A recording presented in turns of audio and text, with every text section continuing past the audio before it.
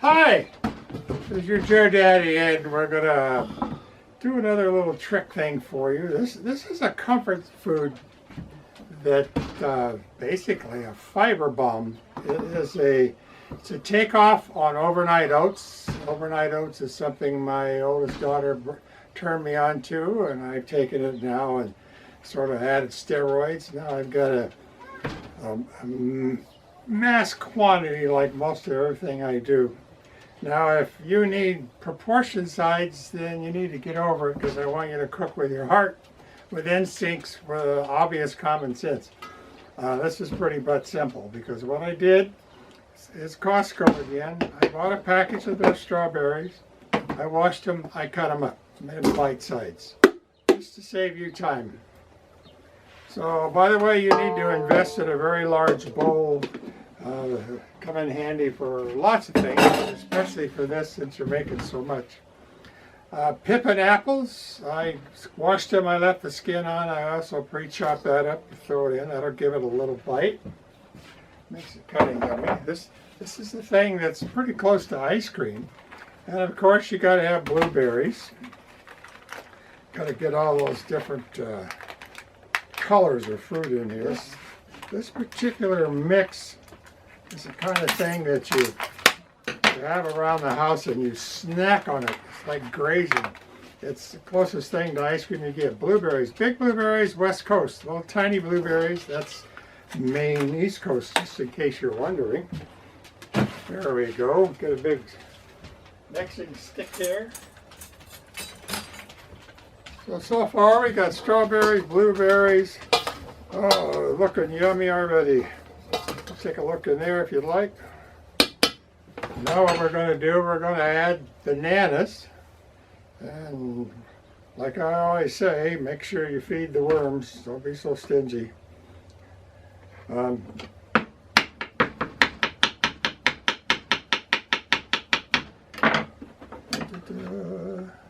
Now you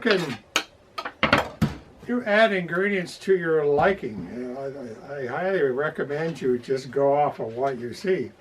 If it looks like it needs more apple, then put more apple in it, if that's your thing. The bananas won't really oxidize because of the juice we're using inside of here.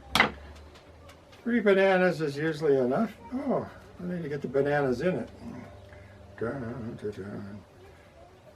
I highly recommend that you do not use citrus. Don't use orange. Don't use grapes. It doesn't mix well. I do put walnuts in it, but I don't put it in the mix. What I do with the walnuts is sprinkle it on top, and with a little whipped cream if I have it, really sets it off. So basically, there you go.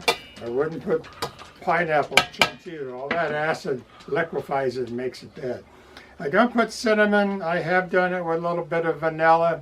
It's up to you. I kind of like the aftertaste. But that's pretty good looking fruit salad at this point. Now the magic trick is you need juice. Now in Mexico, juice is jugo. Mexico. This is Mexican juice. Now I think it's available in the United States. If it's not, it should be. Now I'm using a mango juice, and the reason for that, I don't want to use grape juice. Grape juice and orange juice has way too much sugar. You can use peach. Cranberry doesn't sort of mix well with it. So you need to make a slurry here. We're going to just dump both of these bad boys in here until we got it floating. Just a little more. Alright. Milk, absolutely not. Do not put yogurt in it. Yogurt will get nasty after about 3 days. You can mix yogurt with it when you serve it, if you like. That's not bad. So if you take a look now, what you got going on here is soup. All that fruit floating in the juice. Now as far as how much oatmeal to put in, about that much. It's just, that's probably 4 cups. So what I want to do is I mix it up and I just keep adding it till I get the consistency I want. So right now it's still too wet. Add a little more. Oh yeah. This is such a comfort food. It will last in your refrigerator for 6 days, 7 days. It's not going to turn to wine. It's just going to get a little too loose, too chewy, and then, but it'll never make it that long anyway because you eat it. Okay, here's your finished product. As you can see, it's still a little wet, but I want to leave it a little bit wet because this is, the oatmeal is going to continue to absorb all the flavors. Now, your next magic trick, you need to buy plastic shoe boxes. These are the greatest thing in the world for storing food. As you can see, I use them a lot in my freezer. They'll tell you they're not food safety. Basically, that means you don't have to pay 4 times the price because it said food safety. I've been using them for 20 years. It's the best thing in the world to store anything in. Now this looks like a lot what I just made, but it should all fit right inside this shoebox. Make a liar out of me, baby. Woohoo! All right.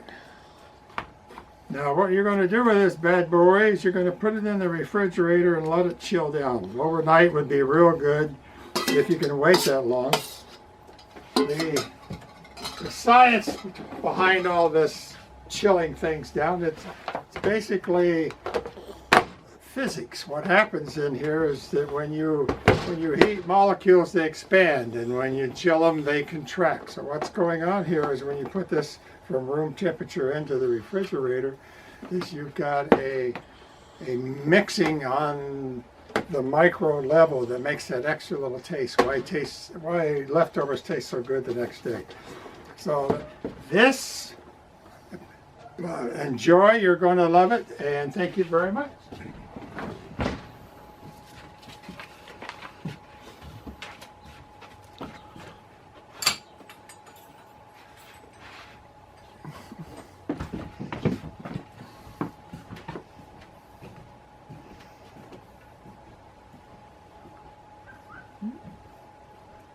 Yeah.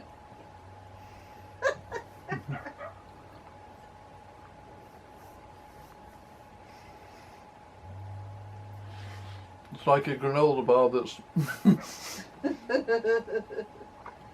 Not even a granola bar tastes like that.